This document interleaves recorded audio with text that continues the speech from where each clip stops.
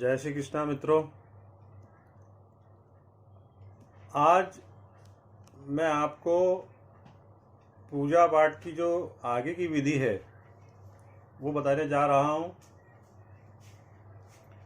पूजा कैसे करें, पूजा करने का तरीका, देवताओं के दर्शन कैसे करें, मंदिर में जाने के नियम। लगभग हम सभी लोगों को मालूम होगा, लेकिन हम लोग ये सब चीज़ों को याद करके भूल चुके हैं। सबसे पहले मैं आपको एक बात बताना चाहूँगा कि घर में जो मंदिर होता है, मंदिर हमेशा ईशान में रखें। मुझे पता है, अधिकतर लोगों को पता है। अगर ईशान में नहीं हो तो आप इसे पूर्व दिशा में कहीं भी लगा सकते हैं और उत्तर में कहीं भी लगा सकते हैं, लेकिन दक्षिण और पश्चिम में कदापि नहीं लगाएं। एक बात और बताना चाहूँगा मैं आपको, मंदिर कभी भी मार्बल का नहीं बनाएं। मंदिर में मार्बल की फर्श लगा सकते हैं, लेकिन कभी भी मार्बल का मंदिर नहीं बनाएं। इसका बहुत भयंकर वास्तु दोष होता है। मंदिर हमेशा लकड़ी का बनवाएं। लकड़ी का मंदिर हमेशा लाइट वेट वाला ही बनाएं। और मैं आपको एक बात और बताना चाहूँगा कि मंदिर में जो मूर्तियाँ होती है, मूर्ति कभी भी एक अंगूठे से छोटी और एक बिल्लात, जिसे हम बोलते हैं 9 इंच के आसपास, 9 इंच से बड़ी कभी नहीं होना। और मूर्तियाँ कभी भी अंदर से पोली नहीं होना चाहिए। पोलिया मूर्ति आपको भी अंदर से खोखला कर देगी। ये इतनी छोटी छोटी बातें हैं कि आदमी को बिल्कुल ध्यान ही नहीं रहता है। मालूम सब है, लेकिन हम लोग सब चीज़ें भूल चुके हैं। पाश्चात्य संगीत, पाश्चात्य देश के पीछे चल चल के उसकी फैशन को फॉलो कर करके हम अपनी सनातन संस्कृति को भूल चुके हैं। हम अपने देवी देवताओं को भूल चुके हैं। अब इसके आगे की बात आती है कि मंदिर में कौन कौन से भगवान रखे जाएं। तो सबसे पहले मैं आपको बताना चाहूँगा कि मंदिर में एक शिवलिंग, गणेश जी की सूंड हमेशा ध्यान रखना उल्टे हाथ की तरफ हो। अगर आमने सामने बैठे हैं तो गणेश जी की सूंड उल्टे हाथ की तरफ रहेगी और आपका सीधा हाथ रहेगा। और आप गणेश जी जैसे खड़े हो जाएंगे तो आप दोनों की सूंड, मतलब आपका हाथ और गणेश जी की सूंड उल्टे हाथ पे हो जाएगी। अब माता जी दुर्गा माता अगर आप घर में स्थापित कर रहे हैं तो उसमें शेर पे सवार रहती है। उसका एक नियम है कि शेर का मुंह कभी खुला नहीं होना चाहिए। शेर का मुंह हमेशा बंद हो, इस बात की आप हमेशा विशेष ध्यान रखें। और ठाकुर जी जो बाल स्वरूप होते हैं, लड्डू गोपाल, उन्हें भी आप घर में रखें। मैं आपको एक बात और बताना चाहूँगा कि जो आप मूर्तियों की स्थापना करते हैं घर में, और घर में मूर्तियों की स्थापना करने के बाद में कभी भी ये बात का हमेशा ध्यान रखें कि मूर्तियां खंडित ना हो। मूर्तियों की पूजा आप हमेशा रोज करें। विशेष परिस्थितियों में आप भले ही नहीं कर सकते हैं। और मंदिर में घंटी अवश्य होना चाहिए। घंटी ऐसी हो जिसकी ध्वनि मधुर हो। शंख भी आप रख सकते हैं। शंख हमेशा दक्षिणावर्ती, जिसे हम बोलते हैं सीधे हाथ का शंख, जो बजता नहीं है, वो लक्ष्मी जी को बड़ा प्रिय होता है, वो भी आप रख सकते हैं। लेकिन बशर्ते उसे आप हमेशा भर के रखें। या तो उसमें चावल भर के रखें, चावल नहीं भर सकते हैं आप तो रोज उसमें जल भर के रखें और उस जल से भगवान विष्णु या ठाकुर जी को अवश्य स्नान कराएं। सिर्फ भगवान लड्डू गोपाल को ही स्नान कराएं। ये बात का हमेशा ध्यान रखना। शंख का जल हमेशा भगवान ठाकुर जी को ही नहलाया जाता है। अब इसमें आगे की अपन पंक्ति जोड़ रहे हैं कि जो आप मंदिर रखते हैं, मंदिर में कभी भी फालतू जो अलग अलग जगह से आप वो फोटो लाए हैं, अलग अलग जगह की मूर्तियां लाए हैं, अलग अलग जगह के शोपीस ला के रख लेते हैं आप, वो बिल्कुल नहीं रखें। इसका भी बहुत भयंकर वास्तु दोष होता है। भगवान सीमित अवस्था में हो, फोटो सीमित अवस्था में हो, इस बात का विशेष ध्यान रखें।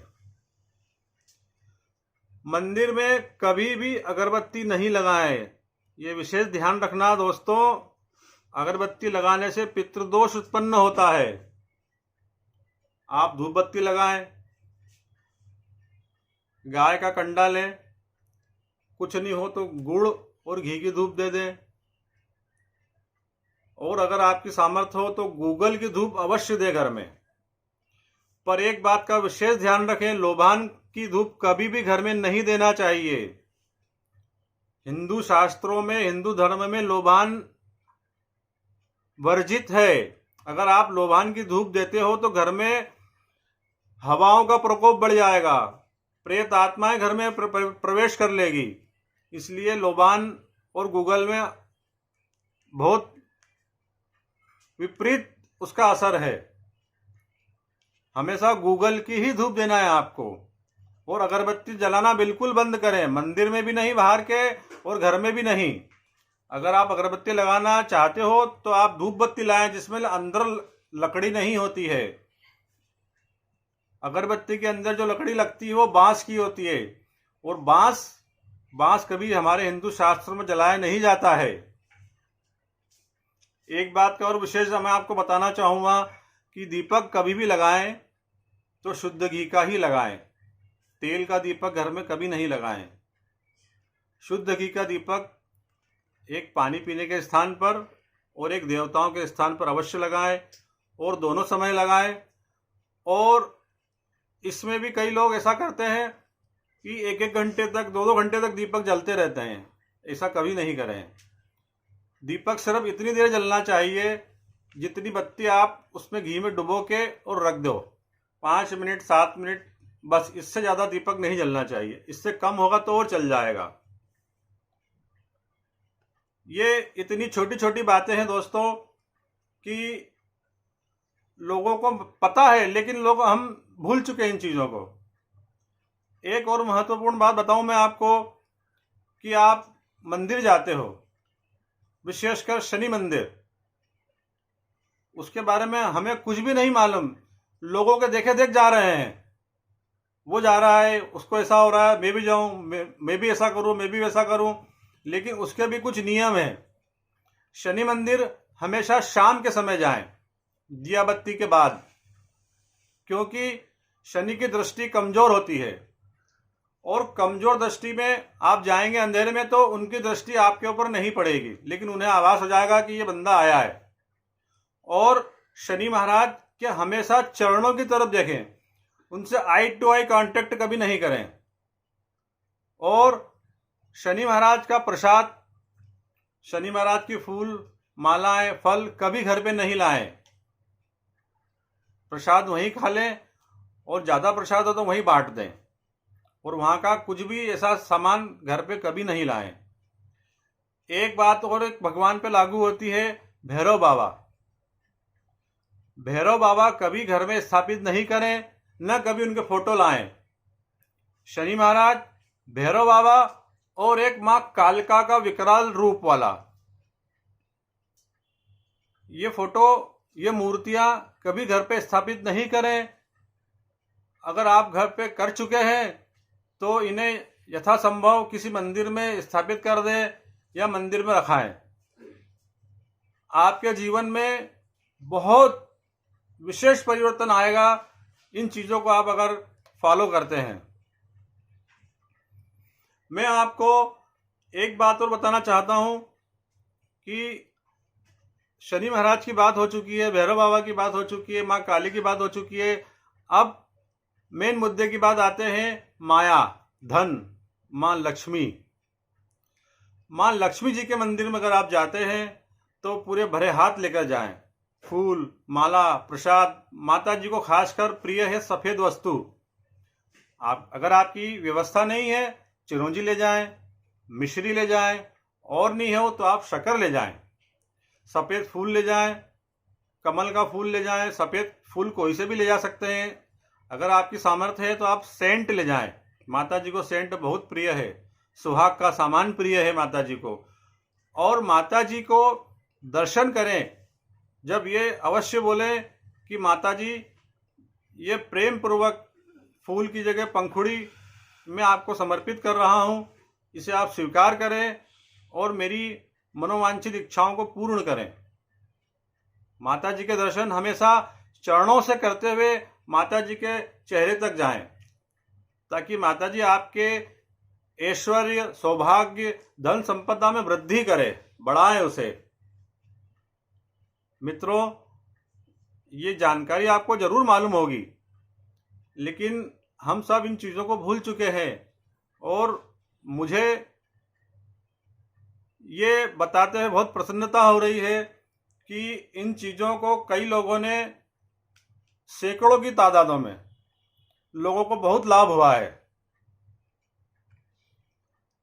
मैं आपको ये सब चीज़ बता चुका हूँ, लेकिन एक बात और बताना चाहूँगा। शनि मंदिर जाते समय जब वहाँ से घर आए तो कभी ऐसा ना बोलें कि चलो। अगर आपने ऐसा बोला तो शनि महाराज आपके पीछे पीछे आ सकते हैं। ये बात का विशेष ध्यान रखें। और माँ लक्ष्मी जी के मंदिर में अवश्य ऐसा बोले कि माता जी, आप मेरे घर चलो और मेरे घर पे स्थापित होकर मुझे और मेरे परिवार को शुभ आशीर्वाद प्रदान करो।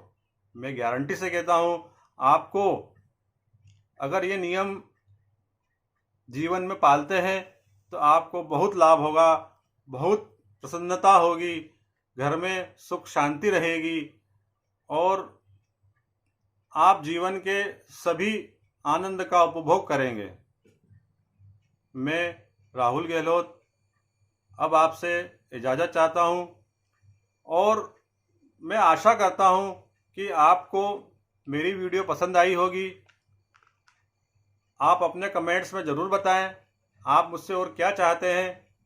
मैं आपकी हर संभव मदद करने के लिए तैयार रहूँगा। जय श्री कृष्णा, जय माता की।